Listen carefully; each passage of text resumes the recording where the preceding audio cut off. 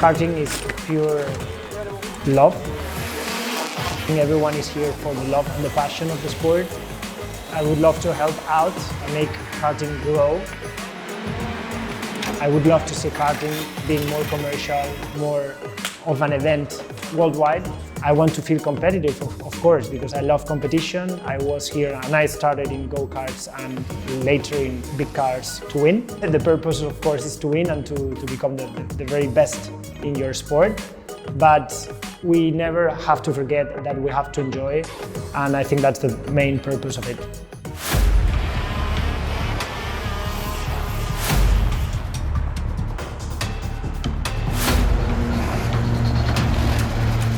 Every driver wants one race of the year. It's the World Championship. And beside the Formula One, it's the oldest World Championship inside the FIA. Just the name and the importance of the FIA competitions means everything.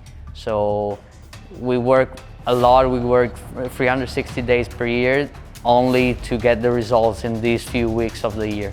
But I'm really trying to focus myself on not letting that get to me or anything like that. I'm trying to just use that as another race, not really think about what's on the line or what title I can win. I just try to focus on just doing another race and trying to be as good as possible. Because I feel like if I add that little bit of pressure to it, I'm going to make mistakes and I don't want that. Everything has to go perfectly. So the stress you can have before the race, for myself, is a little bit higher, you know. KZ is, like you said, not the most crowded category, but in the end of the day, all the big factories put their best drivers in this category, so that's what people look towards. If they want to buy a KZ go-kart, I think people mainly look at the results of the KZ class instead of the KZ2. If you ask Renault or Ferrari why they race Formula One, and there are only 20 drivers, because it's a top level of technology. And I think the KZ is the top technology of go-kart. The technology in karting is the best we can have in terms of the chassis, engine. You have to know that the KZ Championship is the only one where a manufacturer who has homologated equipment can use non-homologated equipment to develop something. And therefore they need the professional drivers to get the right feedback. I also help develop the go-kart. Every time we want to try something new with a go-kart, I test it and I give my feedback on it. I think I cost a lot for Birol, but in the end of the day, I think I earn my money back by giving the results that they want. Any factory have a little bit different point of view and politics with a professional driver. My professional driver help the youngest driver to grow in, then he try to teach more as possible. And I use for the commercial things, like I send overwide and the world to help my dealers, because when the professional driver arrive, can help in the technical side and also in the commercial side in development of the material. We use some KZ driver like Albanese, Torsellini, this driver, because it's an old driver for us. He's 20 years old or 25, but for us he's old.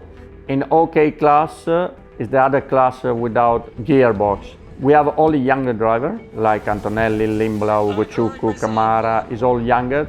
It is professional driver. For sure he will have a career in Formula, but it's not that good to help me for the technology, for the development and for commercial things. It's just a young driver, professional. KZ World Championship is always one crucial point from KZ season. Many people want also to make only World Championship or just want to make one single race. We're a little bit lucky in the KZ development and everything, because we don't follow like OK and OK Junior. We did the KZ always, and we have a very good relation with the PEX. That is why we don't follow too much KZ, because PEX is my official team realistic in the KZ, to develop also a Yamaha engine to see if it can be perform well. And we did, and we want to invest in KZ too.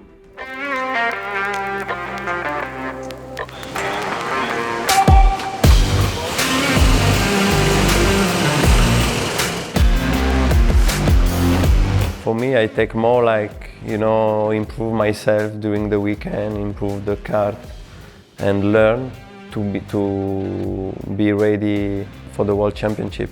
Tuesday afternoon, we built a tent. Wednesday morning, we got to the track, we unloaded the truck, prepared all the go-karts, and we cleaned everything from the last race. I arrive Wednesday morning when we have to prepare all the material, because I like also to prepare with my mechanic this, because you know you have something small part like the steering wheel, because when you change kart, the position change.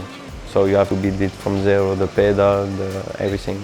You know, I like to wake up in the morning with all the mechanic and be early on the track with them, because I like to, you know, take my time to make a plan for the day, what we will test, what will we do, when we will put new tires, prepare the tires, and you know, take a coffee, because in Italian team we take a lot of coffee in the morning. I'm not a typical, like a very good example of a racing driver, I think, in that way. I like to sleep as much as possible, so I like to sleep in and then maybe skip breakfast. So I skipped breakfast this morning in the hotel and I just had something, a little croissant here at the bar. And that was all I had for breakfast. So normally when I get in the day, depending mostly on the time, because for example, today we started at 8, and since we arrived yesterday was quite a long day, we try to get as much rest as possible, whereas in days you start a bit later in the day, you get some activation in the morning. Anyway, I try to have a breakfast, especially not too sweet, personally what I like, and also it keeps me more full throughout the morning, but something that still is not overcomplicated. Yeah, sometimes I do have some workout, like a few sets of push-ups or jump squats, whatever that activates me, but that mostly depends on my feeling. Like if I feel I still need some activation, some pump to get some adrenaline, then I do.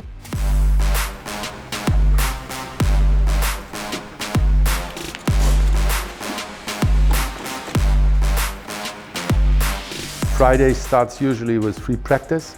We have several sessions where the driver can adjust the equipment. Then at the end of in the afternoon we have the qualifying practice, and the result of the qualifying practice is more or less the starting grid for heats, because all the drivers will be grouped in different heats. There will be also a classification afterwards, and then the best 36 drivers will go in the final. And the final is, let me say, the result where the drivers are running for a trophy. I can start feeling the atmosphere is different from Friday, where you really try in the last practice session to get everything out of it, and then you start seeing also the timesheets with all the drivers, and now we're over 100 drivers in the KZ2 class, and so when you start seeing everybody being so close, considering the big number of drivers, then you realize this is a different beast of competition, and then you really try to look for every little detail. KZ1 especially, I would say, but also KZ2 is more professional, mostly because the drivers see it more as a profession. Unfortunately in the OK, because of the weight restriction, it's really hard for professional drivers to stay in the category for long. And so it's mostly seen as a category where you just pass by, moving forward towards the single-seaters. Whereas the KZ, you can really see people doing it or as a big passion or as a job, but they really see it as the ending point of their career, like where they really put all their effort and their focus.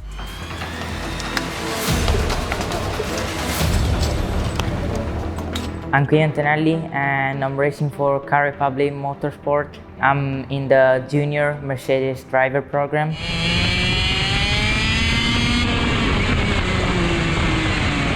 We have two completely separate paths, one in OK Junior OK and the other one doing KZ. What is your view of the paths in karting? It's a little bit more complicated to decide which way is the best way. When you look at the last driver going up to Formula One, like Max and Charles and Lando doesn't do it any KZ, probably some practice but no race, and Max and Charles did also one season in KZ.